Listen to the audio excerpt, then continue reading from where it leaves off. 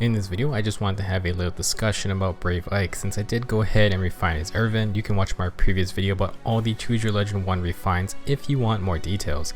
I also refined Brave Lucina's Lance because it's just an awesome support tool for all kinds of units, and it works spectacularly well with refined Urvan if Ike isn't running Steady Breath. In fact, we had a couple of Hector banners recently and the game decided to give me a free summon Hector, so I went ahead and gave Distant Counter to Brave Ike. I have to say, so far I'm not regretting my decision because this new Brave Ike and Brave Lucina tag team is a lot of fun. Brave Ike is easily one of the best tanks in the entire game, and well, now with Distant Counter not messing up Urvan, he is a fantastic user of this skill. That being said, I have another favorite Distant Counter tank in Legendary Hector. He's my favorite Hector out of all the three Armads wielding versions, and I wanted to take a look at how he compares to Brave Ike with Distant Counter. We won't be deciding who is the better axe tank today, but rather let's talk about what each one has to offer. First up, we have to look at their movement types. Brave Ike is an infantry axe unit and Legendary Hector is an armored axe unit. A while ago, infantry just did not get a lot of love, but today they have a lot more tools to shine. A few we will mention later. Ike will have the mobility advantage, assuming Hector doesn't have armor march, but if we're simply talking about combative power, then it doesn't matter. Still, being able to respond to multiple threats on the map is important. You also have to consider that there are armor effective weapons, and it doesn't seem like infantry is getting targeted by those anytime soon. Next we have their stats. To no surprise, Hector largely outguns Ike in every category except for speed, thanks to the armor's unit stat bonus. With more HP, defense, and res, Hector will take less damage, or so it seems. That brings us to their weapons, and with Brave Ike's new refined Urvan, he's got a major buff to his tanky potential. If we are still focusing on stats, Ike gets an extra 3 HP from the refine, which is actually really good. Hector's Thunder Armads will give him 3 extra defense, so while their HP stats are much closer, Hector still retains plus 6 more defense and res over Ike. If you aren't familiar with Thunder Armads, it takes the original Hector's Omni Breaker build to a new level where he can prevent an enemy follow-up attack as long as he is near more allies than foes. In most scenarios, this means Hector should only take 1 attack, and this is vital for surviving strong red units who can usually finish him off in 2 shots.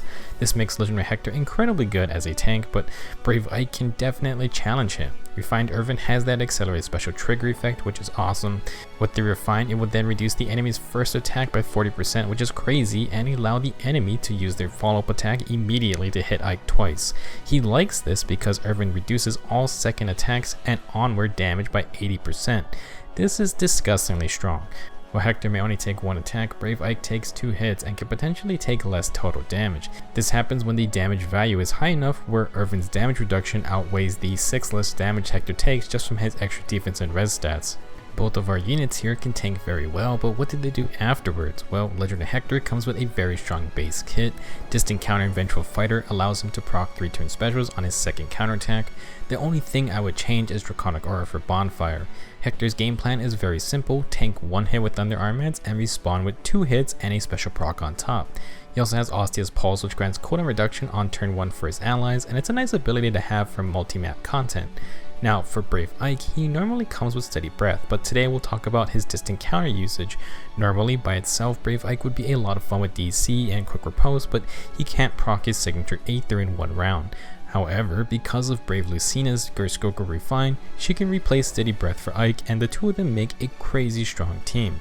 Lucina really does enhance the Distant Counter builds for Brave Ike, and he can retaliate with Aether to heal himself.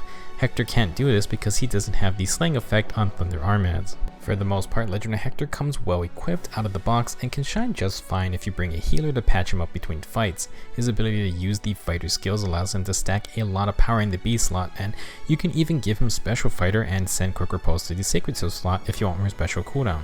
For Ike, most times he wants Quick Riposte, and while you can send it to the Sacred Seal slot, he loses out on something like Distant Defense or Warding Stance to get those extra defensive stats. As an infantry unit, he does have the option to run Null Sea Disrupt to counter Fire Sweep and Dazzling Staff users, which is a major boon in PvP modes. If you want him to heal up with Aether, then you need Brave Lucina backing him up.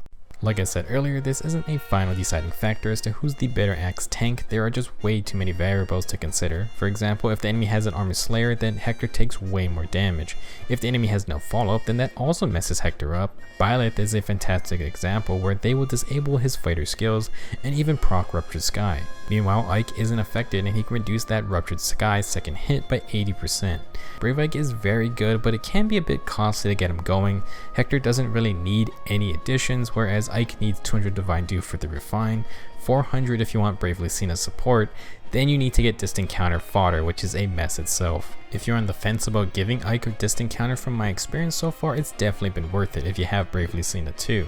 I think the instant Aether Retaliations makes him very good, and these stats from Gyroscogo actually make Ike a lot stronger. The extra speed is quite good, and it bumps his neutral 28 speed to 34 speed, which can stop a lot more doubles, especially if we're talking about PvE content. Overall, I think Brave Ike is a fine investment for the future. Someday I would like to mess around with Shield Pulse on him, because adding Aegis or Pavis would just make him unkillable and would be hilarious. That's all I want to talk about for this video. Brave Ike's new Urvan Refine has been out for a bit now, so if you've been using him, then feel free to share your thoughts and builds in the comments. Thanks for watching, I'll see you guys in the next video.